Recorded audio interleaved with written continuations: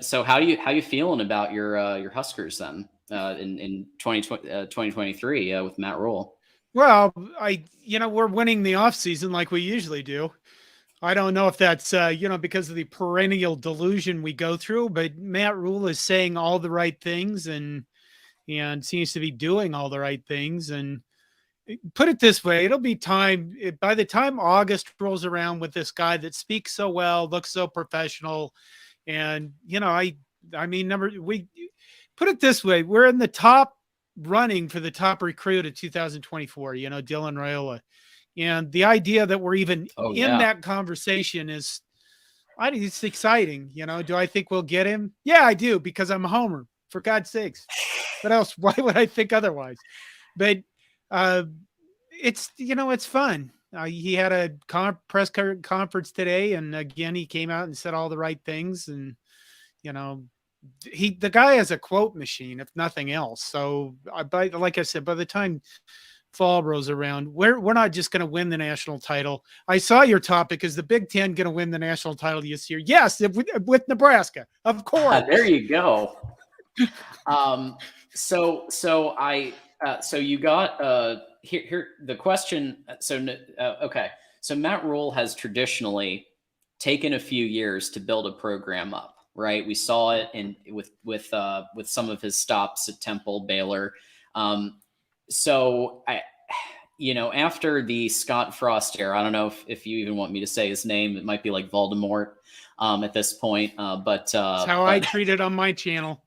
he who shall not be named used to be the Yeah. coach, and so he was allegedly an offensive genius, right?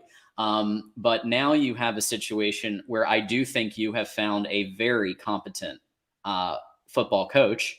And how is he going to handle this battle, this QB battle with Jeff Sims, and I believe Casey Thompson's coming back for his 6th year, isn't he?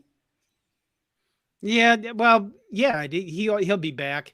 Uh, how's he going to handle it? Well, I guess I look at Casey Thompson. I think he was a very competent quarterback. I don't think he has the strongest arm on the planet, but he had Trey Palmer to throw the ball just up in the air to it and let him run under it and score a lot. But I think Casey Thompson will be a very competent quarterback, no matter what Jeff Sims does.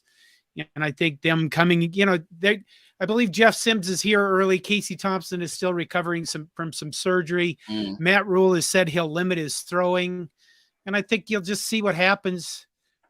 Here's what I like about quarterbacks, and I Yeah. can't stay very long, but here's what I That's like fine. about quarterbacks. I like how Minnesota has their quarterbacks.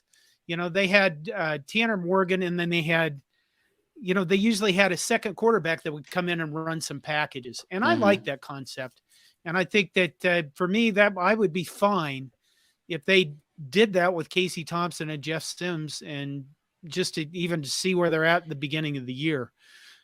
I know that we open up against Minnesota and it'll be kind of an important conference game, but it, by the fall, like I'll say this again, by the fall, our expectations are going to be so sky high that um, I don't know. It'll be disappointing if we lose to Minnesota, but I guess we'll find out who's going to be the best quarterback, and quite frankly, what kind of offense we're going to run, because I think both of those are suited to different offenses. You could put Sims back there Right. and do a lot of stuff with like zone reads, veer plays, Hmm. inside veer. That's what I was looking for. Yep. Option plays that you're just not going to do that with Casey Thompson. I hope that Not at I mean, all. we have like 18 scholarship quarterbacks. So one would hope that we find, guys that can play Somebody. well. Yeah. Guys that can actually step out on the field and perform well. And better yet, have an offensive line that actually blocks for them and doesn't get them killed. So Yeah. Yeah, that's huge. And I mean, there were so here's what I wish, because I watched, obviously I was a little nervous in 2021 when we played each other, because I saw what y'all did against Northwestern, and I watched the film on that, and I thought it was very interesting. It was like this modern triple option kind of thing, and I loved watching it. But I yeah. also was afraid for our lives, because I was like, oh, this is going to be one of those where Nebraska ruins Michigan's season. It's going to be one of those, just like Iowa was a couple years prior, and these things happen. But Cade did have one of his very few clutch moments in that game. But like, what did you think? What do you think happened? Was the personnel just not right to make that happen? Because I really thought that was interesting that he brought that back.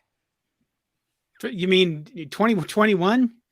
Yeah, in 21. So you guys had like a kind of an option look right. that you were doing, which I thought was pretty good, but I thought maybe the personnel wasn't honestly, I think the guy we fired just really, first of all, everything was dysfunctional.